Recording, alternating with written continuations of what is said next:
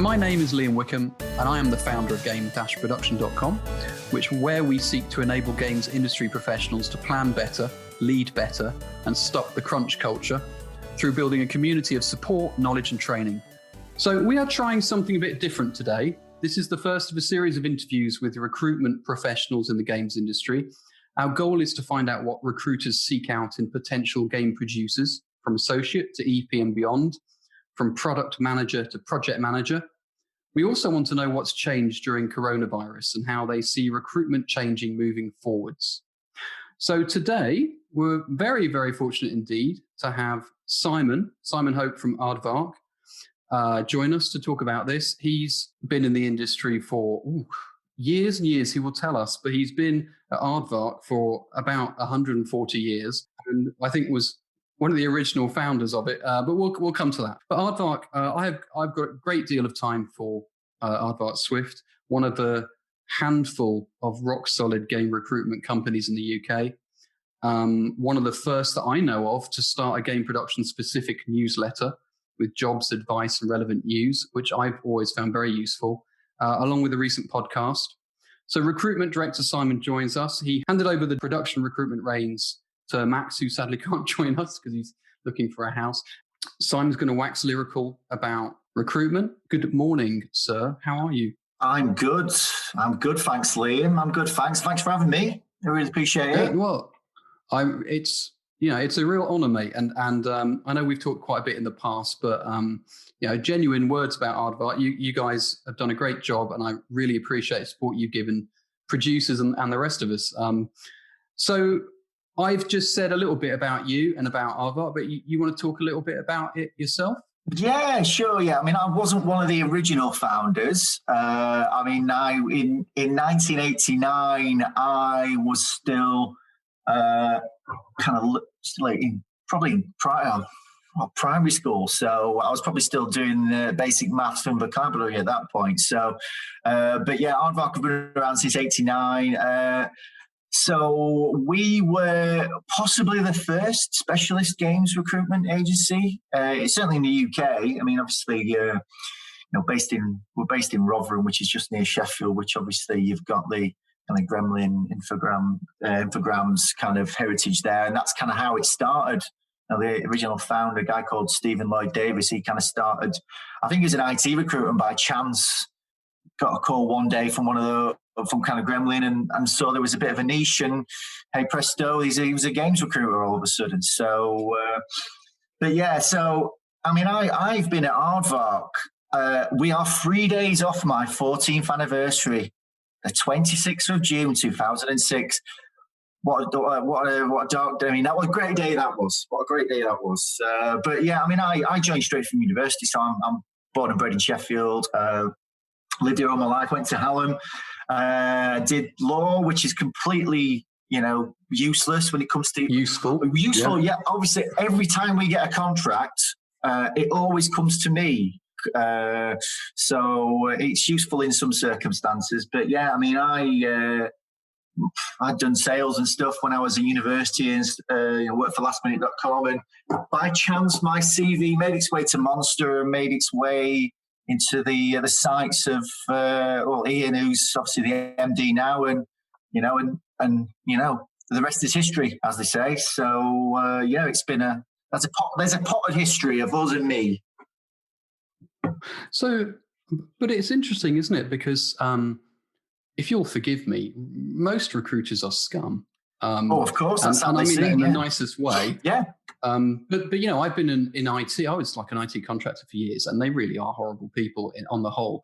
But I've been really struck by you and Aardvark, just genuinely nice people, and you go the extra mile. And I'm hoping that people will realise a little bit about that as we start talking in more detail about particularly production, things like that.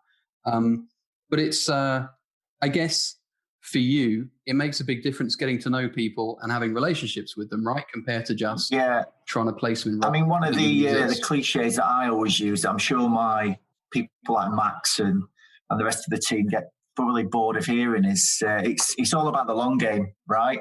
I think a lot of recruiters look at how can I make some money off someone this week? But the games industry is about, again, I've not worked in other industries, but certainly the games industry is about building long-term relationships, building trust, and kind of doing what you say you're going to do for people. If you make a promise or you can make a commitment, you do your best to kind of follow and honor that. So that's all you can do. That's all you can do, really. And hopefully along the line, you either help someone find their next job, or we kind of, they one day become a hiring manager themselves, and you help them fill some roles on the team. And that's what it's been about for me for, 14 years or so now, and across all the different areas of development I've worked in. And yeah, that's what I tell the team at Aardvark, it's, yeah, that's simple as that, really. Well, it clearly works as an approach. It's more human that way, yes. Isn't it? And people say that the games industry is very small, and that you should be careful of the relationships you form and this longevity approach that you just mentioned. And of course, the games industry's, back when I started too, it was pretty small. I wouldn't say it was so small now, but I think it still feels that way, doesn't it? That it's so interconnected. Yeah.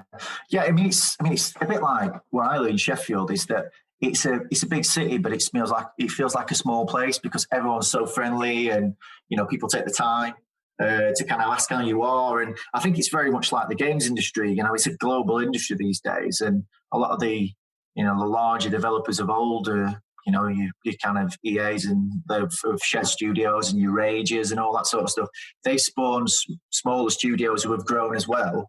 But those figures are still there, that have always been there. And, the people who've, were 14 years ago were, kind of QA testers, are now senior producers, exec producers. And yeah, I think people are always quite happy to talk to you about as well, because I think we're quite lucky in games that we work in an industry that most people kind of would see as a hobby. I guess, people love playing video games, right? Everyone who I know loves playing video games to varying degrees. And we kind of get to talk about this kind of topic on a daily basis. So people are more than happy to talk, and, that way we're quite fortunate. So it's good.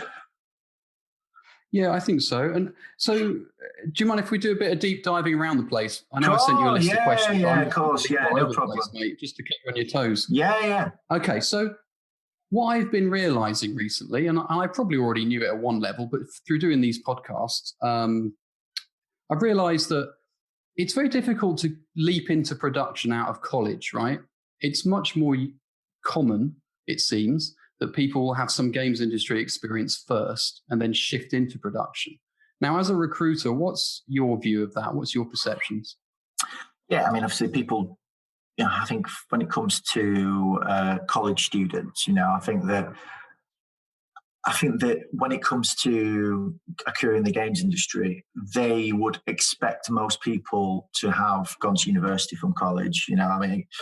There's apprenticeships in video games. I know there's a few people trying to kick it off at lower levels, but you would have to go to college from college to university to get a relevant degree. But I think the most important thing that I found, that people who go to university and show their kind of passion for the subjects, and they don't just go to university, go to lecturers, do the coursework, expect to get a job. They actively seek out opportunities to, kind of get involved in, and drive, from a production standpoint, indie projects, within their circle of friends, because you should be quite fortunate that you should know a few artists, animators, game designers, programmers on your course, and kind of take that opportunity to kind of immerse yourself in that challenge of developing an indie project. And I think and then, if you've got that, get involved in some more kind of professionally controlled competitions, whether that's Search for a Star, Dare to be Digital. But the main thing is that because everyone is coming into video games, is generally passionate about it. It's not just showing people that you like playing video games, but you are passionate about developing your career, and you will go the extra mile to seek out the challenges that are there, and they can be found within an education setting that don't just involve doing what you're told by your lecturers and your course tutors, which is the biggest mistake you could kind of ever take going into a university setting, is to just do that and expect to walk, not get involved in anything and expect to walk straight into a job, because it just doesn't work like that, unfortunately. Yeah. So that's very interesting. I mean, you mentioned passion and getting involved in indie projects, etc. But if we're looking at, say, the first leap into, say, an associate producer role, would you say that you get many successful applicants for people who have done what you have just said, run indie projects, etc., or would you say most of them are already somewhere within the games industry in QA or whatever? Yeah, I mean, I'd probably say 80 to 90% of people are of the latter. I mean, there aren't that many opportunities if we're talking about production in particular, to get involved in a production, kind of competition project environment that's controlled, because obviously that's professionally, it's a controlled environment. You have a set budget, you have set time frames, you have a certain number of people on your team that you manage, schedule for, etc. And there's not that much outside, maybe Dare to be Digital and a few others that allow that from a production standpoint. So what you find is that studios will tend to want people who they kind of know, they trust, because they work in QA in their own particular studio, or have 2 to 3 years with a good proportion of that coming in at a senior QA level, where that particular person has experience of the production cycle, because nothing, again, professional experience, because nothing, unfortunately, makes up for that sort of experience. And it's difficult, there's always going to be, when entry-level roles, there's always going to be a leap of faith. So as a candidate, you've got to do as much as you can to kind of take that second guessing away from hiring managers, take that doubt away by, again, going the extra mile to corral course mates, to make a project and develop it and release it on the App Store or Google Store, get involved in putting a team into Dare to be Digital or any other competitions like that, getting involved in stuff like Search for a Star, because until you've got that experience, there's always going to be a question mark. So, so again, it's that passion thing. So if you do that, and you learn lessons from it, because there's going to be a lot of failures, as a junior candidate, but understand those lessons, and it's going to give you the best chance, right? It's going to give you the best chance. So, thank you, and I think that's certainly what I'm hearing from others, is that to climb up the production ladder in the first place, you've got to be in there. You've got to already be in there, and you're saying like 80 to 90%, and I can see why. And of course, if you're just doing like a coding weekend to make a game, no one needs a producer. They just need people who can make a game to get on with it. So it makes total sense what you're saying. If you're looking at people approaching you, trying to find new producers, is it mostly the producer level upwards, people who've already proven themselves? Yeah, I mean, I'd say so. I mean, obviously, as I said, when you are making that step up from in a larger studio, or when you're making that step up into an associate producer role, a lot of the time, so long as studios have got their own in-house QA teams, they've probably got an earmark of someone at senior league QA level who, you want to promote, development within your own team and that culture of developing people. So people will often look internally first of all. So when they come to me, they want people who have got, that are beginning to develop a track record. I've, worked with projects of a particular size, of a particular nature. And again, I've released proven projects and they've worked on the full development cycle. So that obviously then stands to reason that they're going to have for a longer, for a bigger project, it's going to be 2 to 3 years, right? A big development cycle on a console game. So that's generally the case, Liam, I'd say. Absolutely. Mm.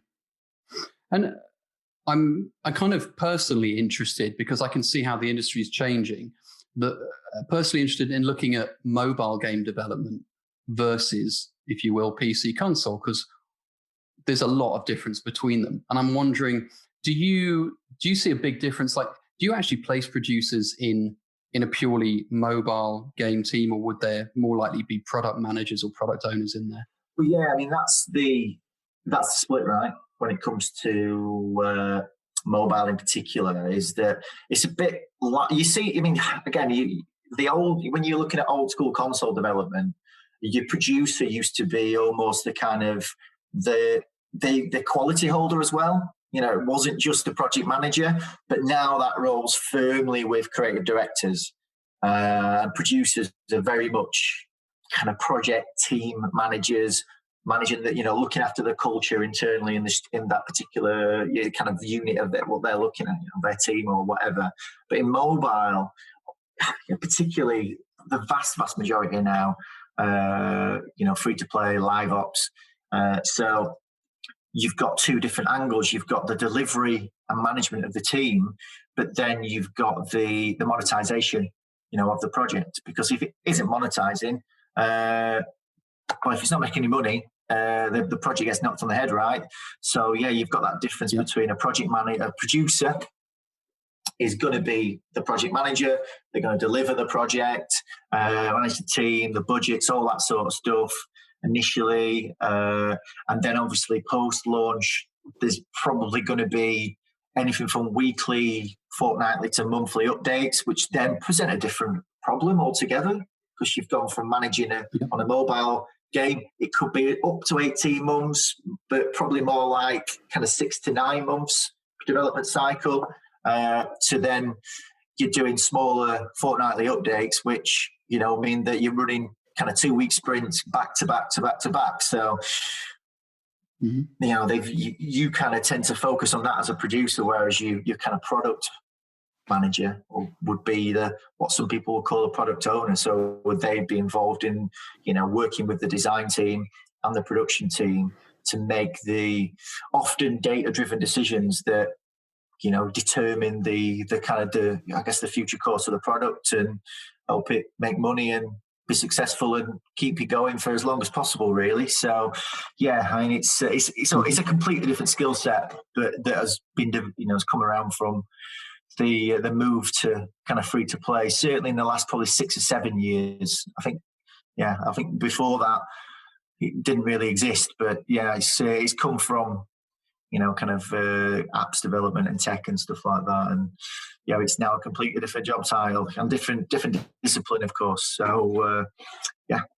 I think there's some snootiness around as well, PC console versus mobile and all that. And I think that's normal and common, but I think it's beginning to disappear a little. But certainly they are different roles. And the role of project management, like you say, and the role of agile training, because every producer and their dog seems to be a scrum master these days.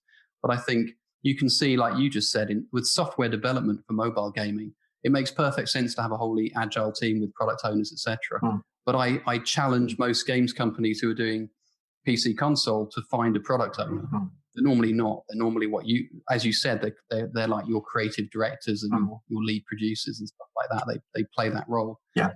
It's very interesting. And I guess that leads to my next question, which is, what are the most difficult production roles to actually place? I think either the product roles, the kind of product manager roles, or probably in a console environment, probably a technical producer, for people that have them, because, on the product side for mobile games, you want someone who's, delivered a end-to-end successful product and monetized it. So it's a very crowded marketplace with a lot of the more successful games at some of the bigger developers probably being successful because they have deeper pockets and can buy users or can migrate users from their other already successful products to these ones. So a product manager at a smaller developer is really having to work twice as hard to kind of monetize a game and, to keep its user base and kind of make it pay, as it were. And then on the kind of console side, technical producers, it's just a difficult one because, you've got to find a candidate who's got experience of software development or as a programmer, ideally, who's got that desire to move towards a project management role, who has excellent communication skills, which, kind of isn't always, something you'd maybe find in a programmer. It's very much about, the code and being, kind of synced and doing your job and all that sort of stuff. And then you've got to be interested and pretty decent at scheduling as well, and kind of maintaining that link between the programming team and the rest of the development team. So it's a very, very difficult role. It's a very difficult role because you're looking for someone who's got all, kind of talents from both sides of the fence, really, and someone who wants to do it. So, yeah, I think they're the two difficult ones, in the console and mobile environment, technical producer and product manager. Yeah, and that's very interesting because I was going to ask you this at the beginning, but I'm glad I waited. So what do you think are the traits of a successful producer? You mentioned passion earlier, and you've talked about a few things, but if you're looking at chatting to a person, getting to know them a little bit, seeing if you can place them, what stands out when you go, good, they've got those traits, that's what I need? Yeah, I think one of the main ones, I've got maybe a handful, but I kind of excellent communication skills. I think that the problem I find that a lot of people have is that they, particularly interview stage, which is the reason why people often don't get the job, is they talk and they talk and they talk and they talk and they talk and they talk. And I think the producer or a good project manager has to be succinct, but then able to go into detail when asked and when required. So it's a difficult one because if you go off on a tangent in your project, it's going to cost you a lot of time and money. So they're looking for people who've got the kind of communication skills that would lead them to be a successful manager, person manager, people manager. I think resilience as well, because I think not only are you going to be the person that, probably takes a lot of, if you're a work for hire developer, you're going to be that person who takes a lot of maybe stern feedback from the publisher, from studio management, but you have to have that resilience that you can't get down on yourself, because you've got to take that feedback on board and make sure that the team are delivering at the same time. So it's kind of got to be water off a duck's back, but kind of be able to get to the point. Another big one that I often find is a bit of a negative when people don't have this is that they're a good team player. Because, you have to manage a team, but I think that I find that a lot of people who've got loads of experience and they're good at self-promotion tend to say I a lot. They don't say we, because it takes a team to deliver a game, not a person. So I think that, and that also says a lot about how well you can foster that kind of culture within the team as well. So that's important. I think, being a team player and kind of putting the project before your own personal needs. And again, it's just simply finding that. It's something that can kind of cut through the noise as well. There's a lot of noise, a lot of different dependencies within a games development studio, particularly if you work for hire and you're working for a publisher. So you've got to be able to kind of see the risks, deal with the important issues, and kind of keep the team and project on track, really. So, yeah, that being succinct. So that's really interesting, mate. And as a follow-up to that, because I've been writing some leadership articles recently to just sort of point out when you move up the chain of command, so to speak, like when you try and be a producer, let's say you're in QA and you move to be an associate producer, and then you move up the chain, and eventually you could be like a studio owner, right? Because producers tend to be natural leaders, and they tend to be expected to lead things. And you look at the traits, and the point I was trying to make in these articles was, each time you leap to the next level, your conversation changes, your stakeholders change, the way you have to deal with things change. So let's just carry on talking about what you said about these traits. So how do you think they change, let's say, from a producer to a lead producer or an executive producer? How is that leap made when you're looking at recruiting people? Do you advise them about that shift and how they have to communicate differently? Yeah, because I think as an associate producer or a kind of producer, who's in that kind of mid-level bracket, maybe they've got kind of 3 to 5 years experience, I think a lot of your communication is probably going to be down to the team and alongside, kind of the stakeholders at your level. Whereas as soon as you start to move up to senior EP, kind of production director, studio head, you really are the leader in those sorts of positions. So you've got to be able to communicate up and down and, alongside to your kind of peers as well in different teams, because, when you're a senior producer and EP, you are then in higher level meetings with studio management, other directors, tech, design, art, and you've got to be able to manage those different relationships and dependencies, where when you're a junior producer and AP, mid-level, your task is to schedule, is to manage the team, and manage, kind of maybe the risk and stuff like that. So I think you've got to be adept at, kind of, again, I wouldn't say not kind of taking bull, but having the conviction to kind of stand your ground when it comes to important decisions, and have an opinion, which by that point is backed up with experience, right?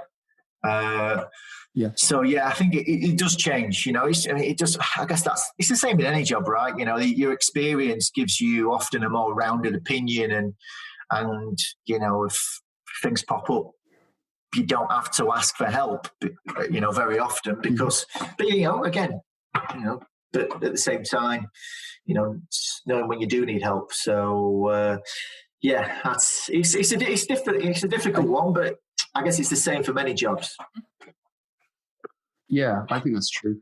I think that leap from stage to stage fundamentally changes what's expected of you, but no one particularly tells you what that is. No. And I guess it's interesting with your position and looking at the games industry, it's my opinion, walking outside, that there's no, when you have those emerging leaders who might say be in charge of, say, a QA lead who wants to become a producer, there's no training course. There's no support necessarily that says, oh, you're going into a leadership track now and we're going to support you. And I guess, there is in other industries. And I'm just wondering, do you see that do you think that there should be more support to climb up the production ladder internally? It's a difficult one because, obviously I'm not a producer in a game studio, so I kind of don't know what individual cases do. But you got a lot of gossip though, mate. Maybe I have, mate. Maybe I have. Is this a kiss and tell? Is this what it is? But I think it's difficult. I think that's why people often look towards people like myself, when after they've released a project, often, a longer project, 2-3 years, because I think the needs of the studio dictate how fast people can kind of move upwards trajectory-wise internally, right? Because if you've got a studio of 50 people and you're the producer, and you do a great project, but that studio is never going to move to a 2-project studio. So the next project is 50 people, 40 people, and you just need 1 or 2 producers, and your senior sticks around. You're not going to be able to progress, right? Because there's just no room for you to do so. That's why I often find that people kind of either move upwards.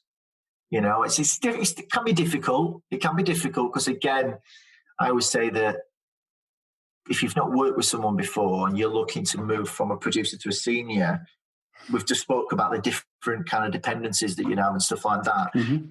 You haven't necessarily got the experience of that, but what they might do is move upwards in role to a slightly smaller studio to get that experience in a slightly smaller team, or move to an environment where the studio is a 2-project, a 3-project studio, or it's part of a wider organisation. So that kind of side and up move is possible within the next kind of 12 to 18 months. So, but it's difficult, right? Because I think you're dictated by the success of the company you work for. And I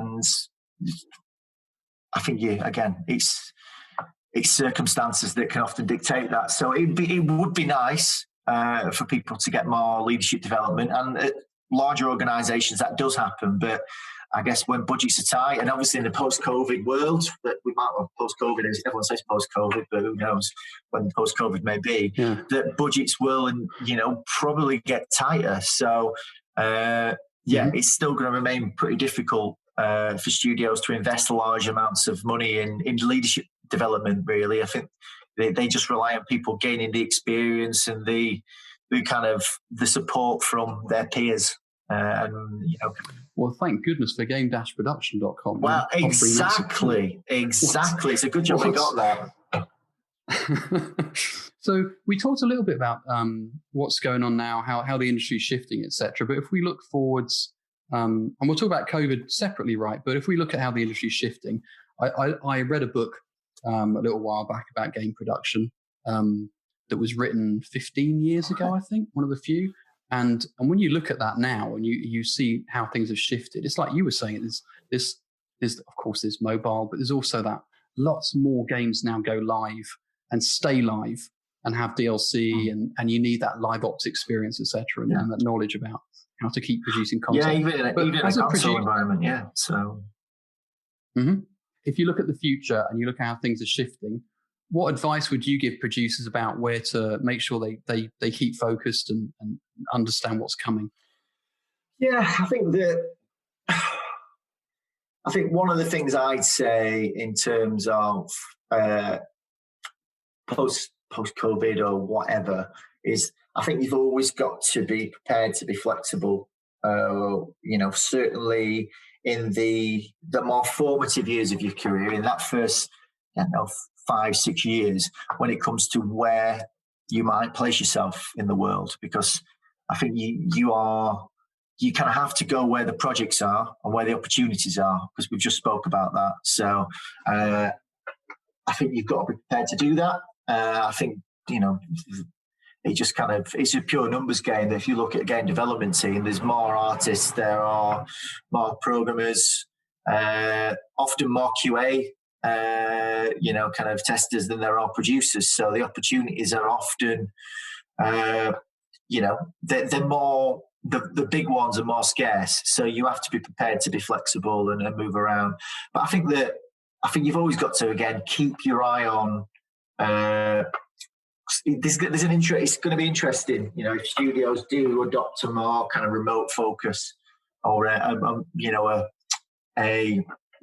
in studio / remote balance for their teams, that you've got to keep your focus on people management, team development, and that culture side as well, because I think it's going to be a lot more difficult. There's going to be a lot more. That's a real challenge for producers, because you're not just responsible for, as an artist, as a programmer, as an animator, designer, you're responsible for your own work. But as a producer, you're responsible for 20, 30, 40 people's workflows and 40 people's happiness. So there's a big challenge post-COVID for producers, really. I think that's going to come from that, as kind of team development, team culture and that sort of stuff, and managing people's time, when they're not in the studio. And yeah, I think it's going to be a real interesting one and a big challenge for a lot of people. So it's something to think about now and get your head around it. Yeah, that's great. And so let's move on to that, because I was looking at these editorials that you guys have been putting up, and there was one there which was the health check of the industry. So James Bowers stated at the end of March, which obviously is a while back now, many studios have opted to adopt remote hiring and remote working processes during COVID-19 in ways that could far outlast the pandemic itself, especially if they prove more efficient and accessible to candidates and businesses globally. So how's that view looking now? Yeah, I mean, obviously, I think a lot's happened since March. I think March was the last time I had a haircut. So there's certainly been a lot happened since then. Like absolutely. But I think it's been a really interesting one. We're kind of currently in the midst of another health check at the minute. And that the one you've discussed there, we spoke to around about 120 of our clients and tried to get an update on what their thoughts were going forward. And then I think there was initially a lot of shock around, oh my gosh, how do we transition 20, 40, 200 people to work in remotely, and a lot of skepticism about that because particularly in the UK market is generally, particularly the console market, characterized by work for hire. So there's majority of developers are like that. So there's a lot of skepticism from publishers and stuff like that who want their trade secrets kept behind lock and key in the studio or on secure servers. So, but I think that's softened probably through need rather than desire. And I'm not entirely sure that we're going to see a change to a completely remote working environment, to be honest, because again, there's a whole lot of problems and question marks that are posed behind health and well-being of staff when they're isolated in their own offices, developing a team culture, and just managing a large project with big budgets when candidates staff developers are around, based in multiple locations around the world often. But I think what you might see, I think from speaking to a few developers in the last kind of week or so, is that they are, for the particularly hard to fill roles, and again, you know what I'm going to say, it's going to be programmers, it's going to be it's going to be like the kind of tech programmers, your graphics, your animation, the tech artists, yeah.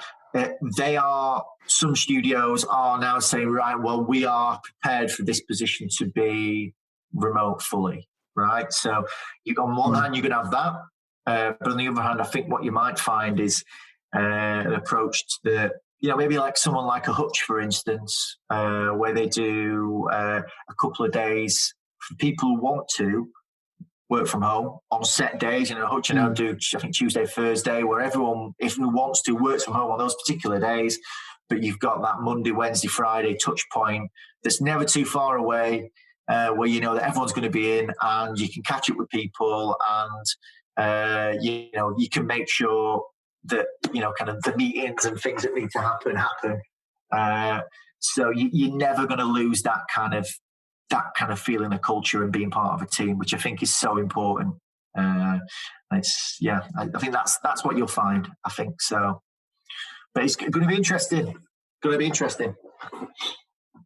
It is. And I think, I remember, I'm quite lucky really, or unlucky, in that I've spent quite a lot of years doing remote working or being in charge of virtual teams that are based all over the place and all the different time zone stuff. So when people started doing remote work, and I was like, oh, okay, so, I know a couple of the best practices around here and whatever. And I started watching it and looking at articles. But what I found recently is that there's a lot of talk around mental health now. And it strikes me what you said earlier about the producer has a responsibility to care for his or her team. And I think it's very difficult to care remotely to the same degree, isn't it? And you look at mental health issues, you look at things that are coming out now where people are going, well, I start as soon as I'm in the front of the computer. I don't really stop working because, somebody just gets me and sends me a message and it's at night. And I think, well, I'm at my laptop, I might as well keep working for a while.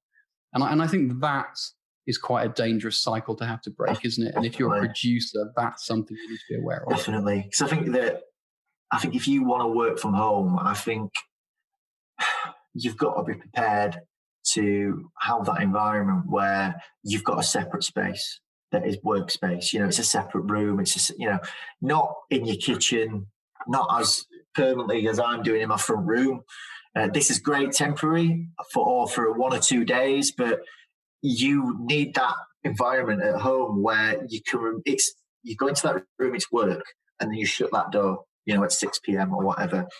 Because, the last thing you want is, someone feeling compelled because their laptop is on their knee on the sofa at the side of them to start work at 7 and not finish till 7, 8 o'clock at night. Because what you'll do is that for a short term, you'll get a lot more productivity out of that person, but over the long term, that just nosedives. And what you'll find is that if the wrong sort of pressures put on people, that this is the new standard that you're setting, is that they'll probably just be upset, they'll leave, and then you're faced with a big hole. So, I think there's a lot of challenges to managing people in that sort of environment permanently, that, people need to, like we've said, producers need to start considering really. And, when people are asking for full-time, I want to work full-time remotely, that's got to be a two-way conversation, because it's it's the person's responsibility not to put themselves in that situation as well, where, I'm just going to be working in my living room. Because again, a lot of games developers, entry level trainees, they're going to be young people. They can't afford 5-bedroom houses. They're going to be in studio apartments. They're all like you, aren't they? Oh yeah, absolutely. Yeah. My 2-bedroom cottage at the minute. So they're going to be in the studio apartments in in commuter belts in and around London, and they just can't afford to put that environment into place. It's too expensive. So I think, and again, I think there's so many bad habits that you can also pick up at home, that if you go straight from being a junior person to working at home, there's so many distractions, and with all the will in the world, that you go into a games development studio and you take away those distractions and you develop that culture.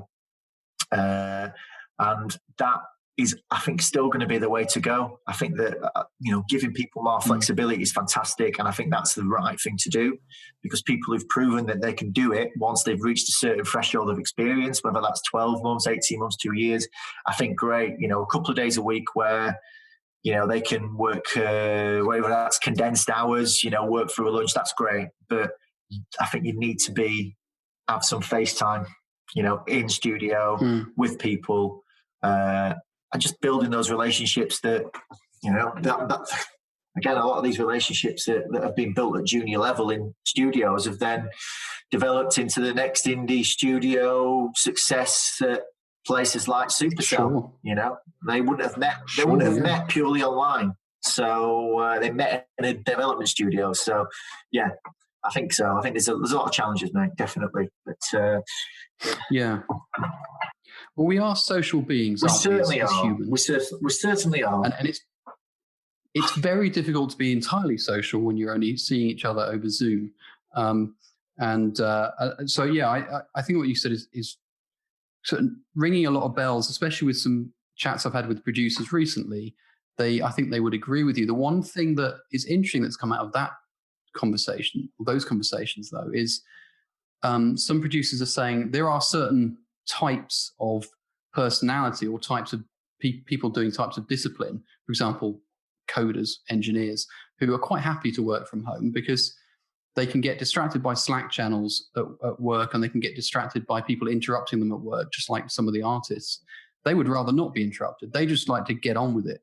And I think that probably fits into what you said about Hutch, this 2-day at home thing, where they can focus on that work while they're at home. Yeah. They can focus on the social aspects when they're not. Absolutely. Perhaps. And that's where, if you set that standard across the team, so you're all in or you're all out, I think that you can schedule your work accordingly, because you know that on those particular 2 days, when you get back in on Wednesday morning, Friday morning, and you're in your stand-up and you say, what did you do yesterday? Or what am I going to do tomorrow, for instance, you know that you're going to be doing some pretty much headset on, coding, put the mobile phone to one side, get out of your sight, and just crack on. Turn the lights out. That's it. Yeah. That's it. So whatever suits you. But I think that then there might be the development meetings, the various different collaboration pieces when you're in that kind of Monday, Wednesday, Friday zone.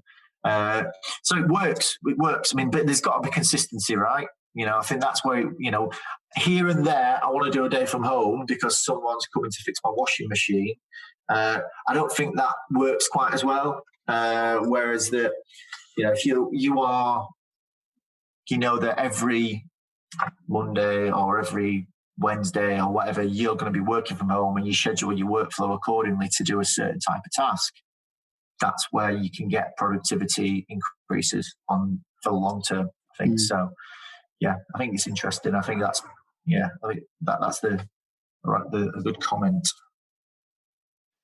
So moving forward and looking at the more general role of a producer. Now, you've been recruiting for producers for years, and I know that you're not doing that directly anymore. But just from what you've seen, if somebody came along to you and said, look, why would anybody want to be a producer? Because it sounds horrifically responsible and a lot of pressure. Why would anybody want to do that thing? And what would you say to them? I think in a nutshell, I think it allows people who are, I don't know, they're passionate about games, but then maybe they're not as excited, they're not as artistic or not as excited by the maybe the more mundane professions in games.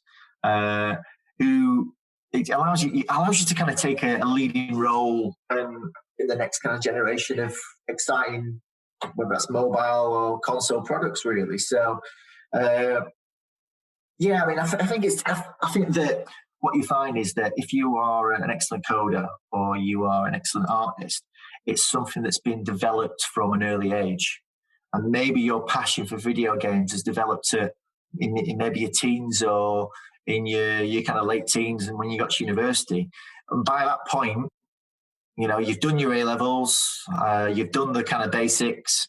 So a route into art or programming isn't really open to you. But if you are, I guess, if you're switched on, you've got an eye for detail, and you're a people person, I think that allows you the route in to play a pretty key role in games development. So, yeah, I think it's an exciting one, and I think it's like I say, as long as you've got the right personality traits that we've spoken about already, it allows you to kind of get into games development without kind of being the kind of Stephen Hawkins of games programming. So yeah. It's interesting, isn't it, how high you can get as well. I mean, producers tend to find themselves being exec producer, dev director, senior delivery manager, but beyond that, right, like studio owners and setting up their own businesses and companies and whatever. It's interesting, isn't it? Because it certainly does give you that leadership experience, I guess, and fills your ambitions. Yeah, because I think that, again, a producer, you're an extrovert. You know, that you're used to having, you're the kind of person who walks into a room and starts a conversation with someone they don't know about a topic that you're both interested in. So as you kind of move up the ladder, and you start having more conversations with more senior people, and you learn about the kind of business day-to-day of running a dev studio, because that's your job. It allows you to have the experience required to, maybe run a studio or maybe play a key role in starting your own business from that point of view. That I think that if you work as a designer or a creative or a programmer, you are probably a bit more of a purist for those particular disciplines, which then don't lead as obviously to the kind of business side. So yeah, it's interesting. It's interesting, right? I think it must be great for you, because you now, I imagine, have had relationships, conversations with a lot of people who are now probably directors level and above. And again, it fuels what you said at the very beginning, that for a recruitment company and for recruiters, you have to care about the people and you have to care about the long-term relationships, right? 100%. And that's what it's all about. I think it's, that some of my best clients have come from relationships with producers who I've not even found them a job, but I've always been honest with them, always helped them, given them advice.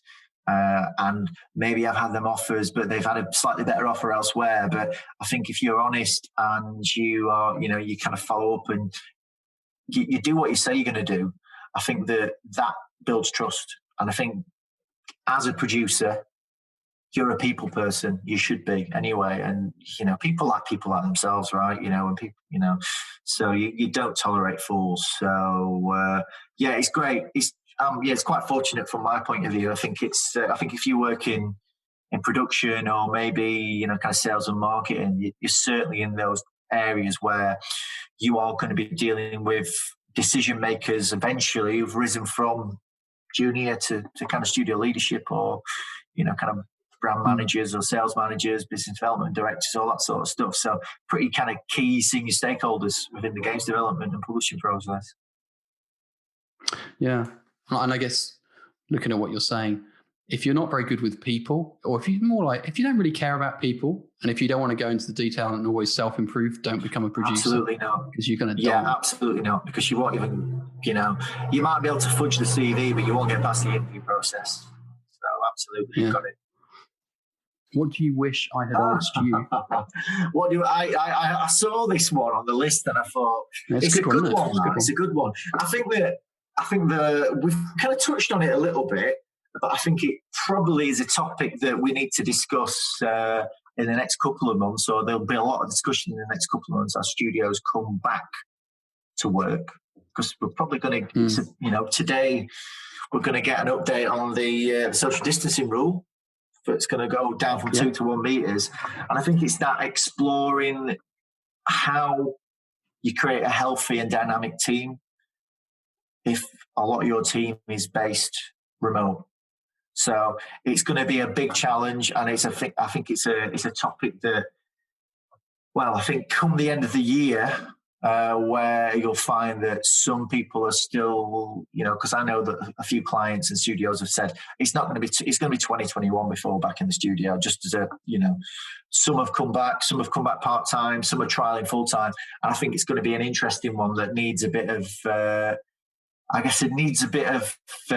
on the ground experience from different people and different conversations to see how that's going to work. Because again, studios are only as good as the people, and the people are only as good as the culture that you develop in the studio. And culture doesn't just come from senior management.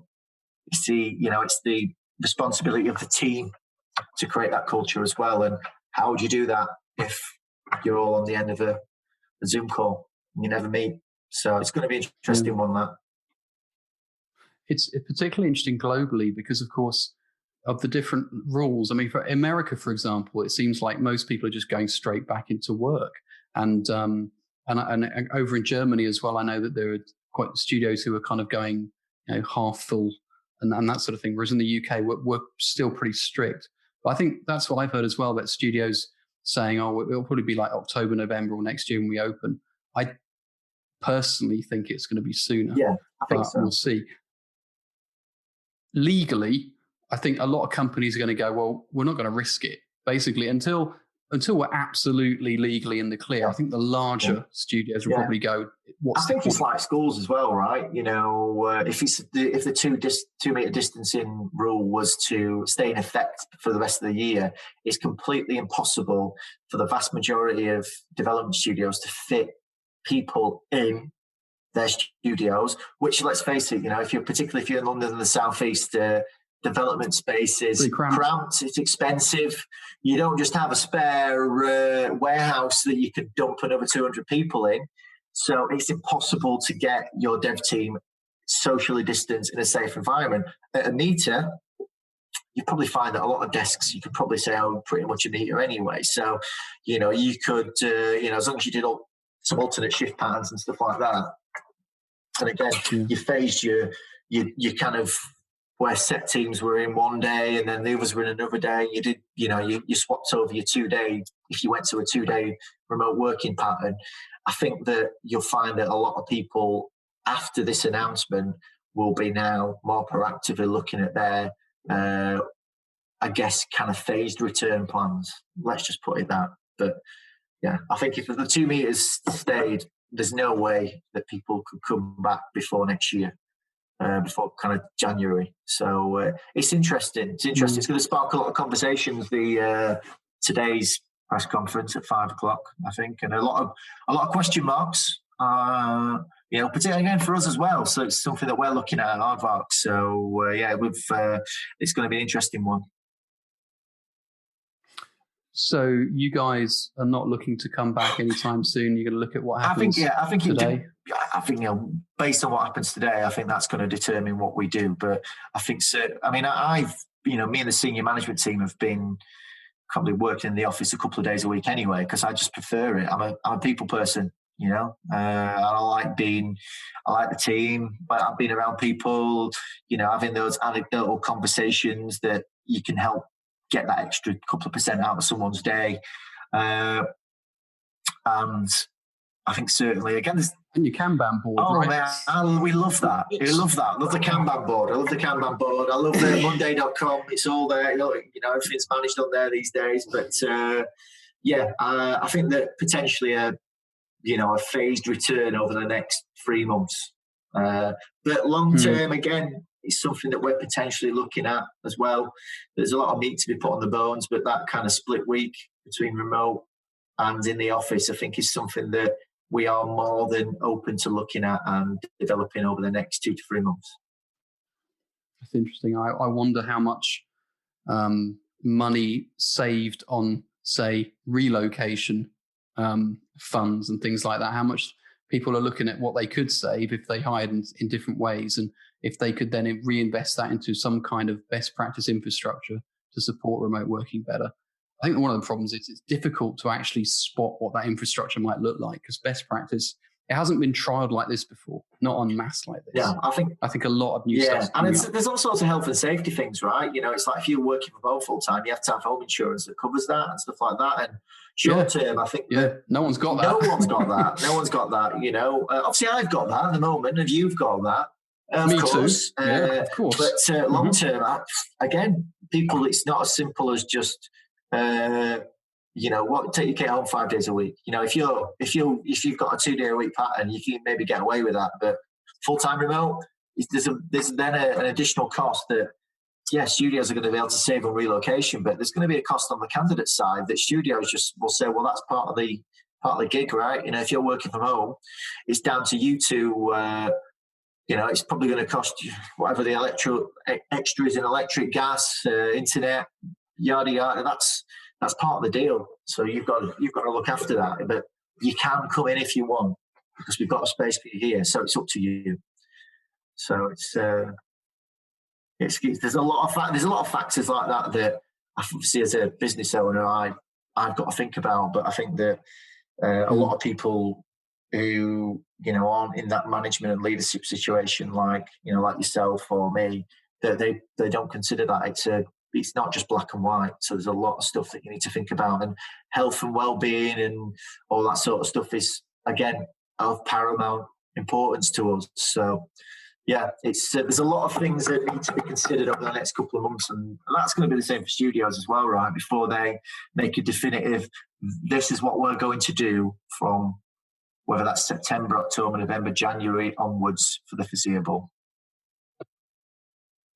What's next for you and for Aardwark Swift? Yeah, absolutely. Yeah, I mean, obviously, there's the challenges we just spoke about the next 2 to 3 months. The migrating from an entirely on-site, in-office environment to maybe one that revolves around a bit more flexibility when it comes to remote working. Again, we've got a chat in 5 minutes about we're kicking off this. So, but that's going to be something that develops over the next 2 to 3 months. But we've got a lot of growth planned, Liam. Really, we're 22 people at the moment, and we want to be 30 people by this time next year, or kind of June to December next year. So it's that again does hiring or having this environment where we allow a split between remote and on-site, allow us to kind of hire more experienced people, potentially who have got games recruitment experience. We're based in Sheffield. There's outside of Sumo and maybe people like PlusNet and stuff like that. There's not a big tech industry, so you're not going to get a big service industry at the same time. So it's difficult for us to find games industry or IT or tech recruitment experience. So it's something that we've considered is, right, well, what if we can hire remote recruiters who are based not just in different parts of the UK, but in different countries as well, that have got games industry experience. Could we look at them full-time remote with that experience? maybe, and that's something that we're happy to consider. And if there's anyone listening to this who's got that sort of experience, I'd be interested in having a chat to them, definitely. But there's a lot of exciting challenges. It's been our best year ever. We've probably done something like 185 hires, I think, pretty much over July 2019 to June now. So it's been our best year ever, and we've got a great... Congratulations. Yeah, it's been good. It's been a great young team. We've got a great young team. We've got a fantastic senior management team. And, the really exciting thing as well is, we've mentioned James, who is one of our marketing assistants or execs. We've got a fantastic internal marketing team of 5 people, which allow us to run and promote stuff like our podcasts, Search for a Star, Rising Star, Grads in Games Tour, and push out a lot of the production mailer and make that look a little bit more polished, and the various different disciplines, and kind of help us have a lot more touch points with candidates and clients as well. So it's exciting. I think we've got a great core team, and we're still looking to expand, and onwards and upwards for the rest of 2020 and 2021, definitely. Hopefully GDC's on next year, because I've never been to San Francisco, and that was biggest disappointment about COVID. So haven't you? Never. That was it. 13 and a half years, and I finally got my seat on the plane, and COVID happens. So who knows next year? Who knows? Mate, you're going to enjoy it. Maybe I'll see you there. Indeed.